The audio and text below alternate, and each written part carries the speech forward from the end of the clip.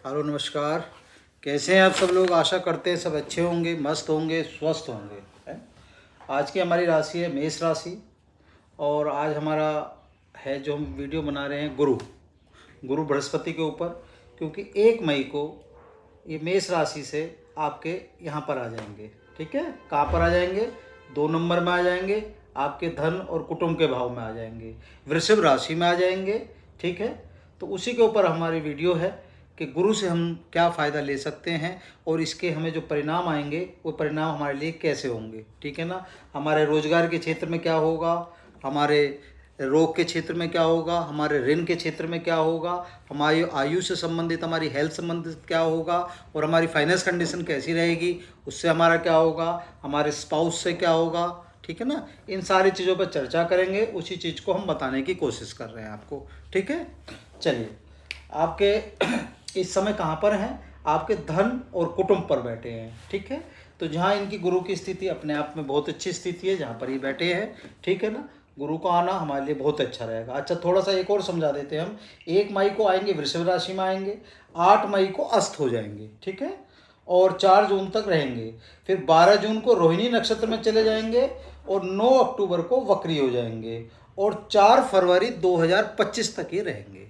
तो आप समझ सकते हैं कि कितना लंबा हमें समय मिलेगा जो हम गुरु का लाभ ले सकते हैं। उस गुरु के लाभ को बताने के लिए ही, उनकी दृष्टियों को बताने के लिए ये वीडियो बनाई है हमने, है ना, जिससे आप उसका पूर्ण रूप से फ़ायदा ले सके कि गुरु हमें पूर्ण रूप से फ़ायदा कैसे करेंगे, हमें गुरु को बना के कैसे चलना है। तो ये हम थोड़ा सा वीडियो बनाने की दे। गुरु क्या है? गुरु आपके धन से संबंधित होते हैं। ठीक है ना, धन को कौन देखते हैं? गुरु ही देखते हैं, आप ये समझ लीजिए।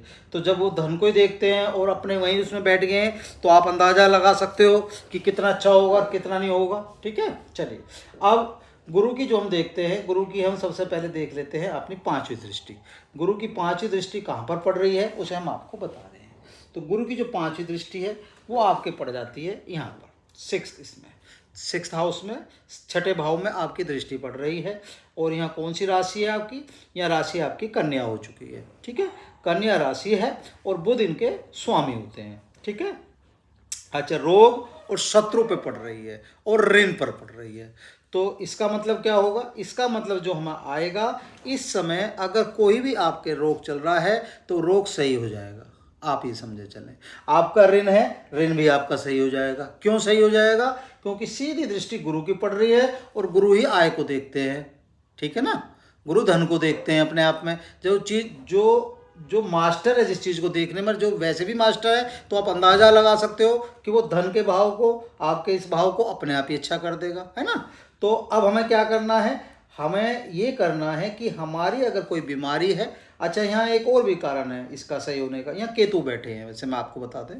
ठीक है ना, तो केतु यहाँ पर विराजमान भी है। तो ये हमें जो इसका जो फल मिलेगा, इसका फल हमें बहुत उत्तम मिलेगा। हमारी कोई भी बीमारी है वो इस समय आप देखना, मतलब इस राशि के जातक जितने भी हैं उनकी बीमारी सही हो जाएगी। ठीक है ना, ये आप मान के चलें, बीमारी सही हो जाएगी। लेकिन एक चीज़ का ध्यान रखना है, ये बीमारी तो सही हो जाएगी, अगर आपने आलस करा तो नई बीमारी कन्वर्ट हो जाएगी। ये हम आपको बता दे रहे हैं। पता चला एक बीमारी से छुटकारा पाया, एक से निजात पाई, दूसरी बीमारी आपने खड़ी कर ली। तो ये आपको ध्यान रखना है, वो काम नहीं करना है जो आपके लिए समस्या पैदा कर दे। ठीक है ना, तो ये आपको थोड़ा सा आलस त्याग देना है। आलस इस समय हमें नहीं रखना है। ठीक है, अच्छा, प्लानिंग के तहत अगर काम करेंगे तो आप आपके फाइनेंस की जो स्थिति है इस साल अच्छी हो जाएगी। जितने भी मेष राशि के जातक हैं उनकी फाइनेंस की स्थिति आप देख लेना। जैसे ये मई आएगा, ठीक है ना, मई के बाद अपने आप स्थिति, मतलब अंतर तो आपको अभी से लगना शुरू हो जाएगा। ठीक है ना, जितने भी जातक हैं आप देखेंगे कि अब आपको पैसे का स्रोत कहीं ना कहीं से आना शुरू हो जाएगा। आपका जो रुका हुआ पैसा था वो आपको प्राप्त होना शुरू हो जाएगा, जहाँ तक हमें दिखाई देता है। ठीक है ना, आप देखेंगे अगर ये प्लेनेट आपके हिसाब से बिल्कुल आपकी राशि में भी सही निकलते हैं, सही बैठते हैं। देखो होता क्या है, ये तो हर साल चेंज होते रहते हैं। बहुत सी बार क्या फ़ायदा हो जाता है, सपोज करो जो हमारी जन्म कुंडली है उसमें भी ये प्लेनेट ऐसे ही लिखे हुए हो, तो क्या हुआ, इसका हमें पूर्ण रूप से फ़ायदा मिल जाता है। ठीक है ना, अच्छा, जब कोई दशा चल रही होती है, प्रेंतर दशा चल रही होती है, महादशा चल रही होती है, देखो उसमें क्या होता है, उसमें तो वो परिणाम इतने अच्छे नहीं आते हैं, ठीक है ना। आप इसे लगन की कुंडली से भी देख सकते हैं, आप इसे चंद्र कुंडली से भी देख सकते हैं, कोई दिक्कत नहीं है, ठीक है। अच्छा, तो बस आपको क्या करना है, क्या रखना है, आपको एक तो प्लानिंग करके चलना है थोड़ा सा। अगर आपने प्लानिंग सही करी, पैसे का सदुपयोग करेंगे, तो आप 100% इससे निजात पा लेंगे और अपना आने वाला समय आपके लिए बहुत उत्तम हो जाएगा, ठीक है। क्योंकि अब इस कुंडली के हिसाब से हमें नए रोजगार का भी वो दिखाई देता है ना। आप चाहे आप किसी भी नौकरी में संबंधित हैं, कोई भी काम करते हैं, चाहे सरकारी नौकरी करते हैं, उसके बाद भी आप हमारी बात याद रख लेना, आप कहीं ना कहीं ना चाहते हुए या चाहते हुए भी व्यापार लगाएंगे। वो भी हम आपको बताएंगे कि क्यों लगाएंगे, ठीक है ना। वो दृष्टि के बारे में बताएंगे कि व्यापार आप क्यों लगाओगे, ठीक है। चलिए अब इनकी अगली दृष्टि देख लेते हैं। अगली दृष्टि पड़ती है इनकी 7वीं, ठीक है। कहाँ पर पड़ गई है, ये हमारी पड़ गई है इसमें आयु पे, ठीक है ना। यहाँ से हमारी आयु भी देखी जाती है, यहाँ से हमारा बुढ़ापा भी देखा जाता है, और यहाँ से हमारी मृत्यु भी देखी जाती है, ठीक है।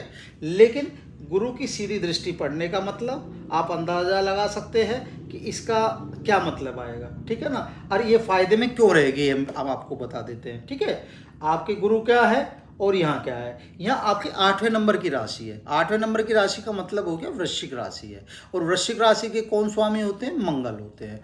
तो मंगल क्या है, मंगल आपका मंगल ही मंगल करेंगे, क्योंकि गुरु और मंगल जब आपस में मिलेंगे तो दोनों के दोनों अपने आप में परम है, ठीक है ना। तो इनका जो प्रभाव आएगा आपके लिए अच्छा आएगा, ठीक है ना। ये आपके मतलब आपके विपरीत नहीं आएगा, आपके अनुकूल आएगा, ठीक है। तो आप अंदाजा लगा सकते हैं ये भाव भी आपको देने का ही कार्य करेगा, ऐसा नहीं कि आपसे कुछ लेने का काम करेगा, ये आपको सिर्फ देने का काम करेगा। इस भाव को अगर आप अच्छा बनाते हो तो ये आपके ऊपर है, ठीक है ना। अगर गुरु आपके पास आ रहे हैं तो आप थोड़ा सा ही समझें, जो आपकी कुंडली है इस समय थोड़ा सा सात्विक की तरफ चली जाएगी, और आपके आप ये समझ ले, मतलब आपकी पूजा पाठी टाइप से आप हो जाएंगे इस समय, है ना। धर्म कर्म के मतलब काम में आप कहीं ना कहीं चाहते हुए ना चाहते हुए लग जाएंगे। आप इस बात को आप गौर कर लें, आपने देख भी लेना आप इस बात को कि अब आपके अंदर से जो चेंजिंग आएंगे वो कहीं ना कहीं ऐसे चेंजिंग लगने लगेंगे जैसे हमारा मन धर्म कर्म के काम पर लग रहा है, ठीक है ना।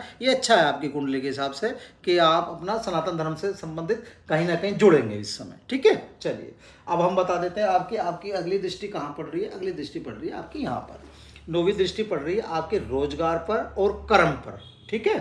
अब रोजगार और कर्म पे पड़ रही है तो जो भी हमने आपसे कहा था कि आप किसी भी काम को करते हैं, सपोज करो, है ना, नौकरी भी कर रहे हैं, उसके बाद भी आप व्यापार लगाएंगे। आप इस बात को हमारी नोट कर लेना और फिर हमें बताना इस बात को कि हाँ भाई हमने व्यापार लगाया या हमारी कहीं ना कहीं सोच चल रही है। अगर आपकी कहीं ना कहीं सोच चल रही है सपोज करो, तो इसका मतलब क्या होता है कि हमारी और आपकी फ्रीक्वेंसी कहीं ना कहीं मिल रही है, आपकी कुंडली से फ्रीक्वेंसी आपकी मिल रही है। तो इसका मतलब क्या हुआ, इसका मतलब ये हुआ कि हम जो हमारी कुंडली हमें बता रही है वो हमारा सच होने जा रहा है, ठीक है ना। तो छोटा रोजगार लगाएं या बड़ा रोजगार लगाएं, आप कहीं ना कहीं रोजगार 100% लगाएंगे, ये मान के चलें, ठीक है।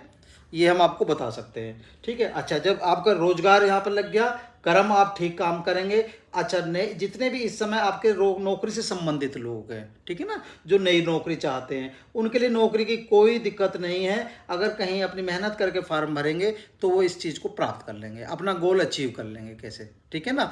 आप रोजगार भी यहाँ मजे में लगा सकते हैं और रोजगार देने का भी कार्य करेंगे, है ना। आप रोजगार लेने का भी कार्य करेंगे और रोजगार देने का भी कार्य करेंगे। सपोज करो आपने फैक्ट्री लगाई तो आपने रोजगार दिया ना 10 आदमी को, तो कहीं ना कहीं परमात्मा का काम भी कर लिया आपने, धर्मात्मा का काम भी कर लिया। तो इस समय जो आपके लिए है, जो इसका असर आएगा, ये असर बहुत अच्छा रहेगा, ठीक है। फाइनेंस की कोई इशू नहीं है, फाइनेंस आपका हर रूप में आपका अच्छा चलेगा, क्योंकि गुरु की दृष्टि सीधी आपके ऊपर पड़ रही है, ठीक है ना।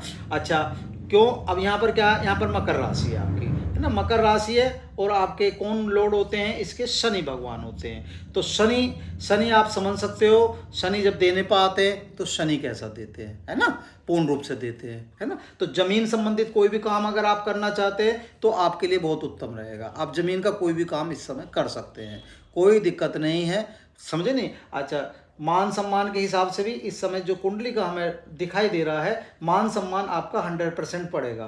क्यों? अगर सपोज करो नई नौकरी लगी, जब भी मान सम्मान बढ़ रहा है। आपने कोई रोजगार लगाया, जब भी मान सम्मान में वृद्धि हो रही है। मान सम्मान में आपके वृद्धि होती नजर आ रही है, हर तरीके से नजर आ रही है। मान प्रतिष्ठा में कोई कमी नहीं रहेगी, ठीक है। और आपने देख लिया, रोग शत्रु ऋण से आपको निजात मिलेगी, 100% मिलेगी। बस सावधानी क्या बरतनी है? हमें सिर्फ सावधानी ये बरतनी है कि हमें आलस को त्याग देना है। आलस अगर शरीर में रखा तो ये आप हमसे लिखवा लें, फिर आप कोई नई बीमारी अपने साथ लगा लेंगे, ठीक है ना।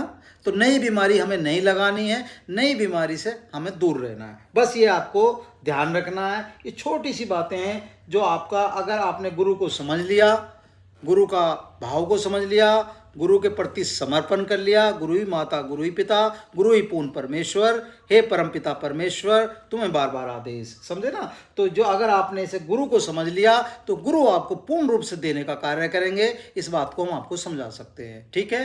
बस गुरु को मना के चले। गुरु को कैसे मनाना है ये आप देख लीजिए। गुरु का जो आप मंत्र है गुरु बृहस्पति का, वो आप कर सकते हैं। आज की तारीख में यूट्यूब पे दुनिया भर के आपको चीज़ें मिल जाती हैं, आप उन्हें दे सकते हैं, ठीक है ना। गुरु को मना के रखना है, बड़ों का सम्मान करना है। बड़ा जो भी आपको सिखाने की जो कोशिश करता है वो आपका गुरु है। उसका अगर आपने सम्मान कर लिया तो गुरु आपके किसी से भी लड़ जाता है ना।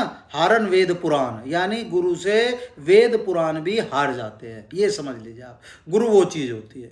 बस गुरु जो भी है आपका, जो भी आपको सिखाने का काम करता है, उसका भी अगर आपने सम्मान कर लिया तो किसी मंत्र की जरूरत नहीं है। गुरु अपने आप में ऑटोमेटिकली प्रसन्न हो रहा है। गुरु किसी भी रूप में प्रसन्न होना चाहिए। आप हमारे कहने का मतलब और हमारा भाव समझ गए होंगे। अगर आपके माँ बाप हैं, माँ बाप भी तो गुरु ही होते हैं ना, वही तो सबसे पहले शिक्षा देते हैं आपको, है ना। तो उनका भी अगर आपके हैं, सम्मान करें, उनका पूर्ण रूप से सम्मान करें, देखिए आपको क्या सफलता मिलेगी। बस इतना सा आपको कार्य करना है, इससे ज़्यादा कोई कार्य नहीं करना है। ये अगर आप कार्य कर लेंगे तो आपकी बल्ले बल्ले है, कोई आपको नहीं रोक पाएगा। फाइनेंस आपका फर्स्ट क्लास है, आपकी हेल्थ बिल्कुल अच्छी है। अच्छा, और हाँ, आपका यहाँ पर भी आपकी जो दृष्टि पड़ती है, मतलब जो इनका वो आता है, उसका भी आपको कहीं ना कहीं फ़ायदा मिलेगा।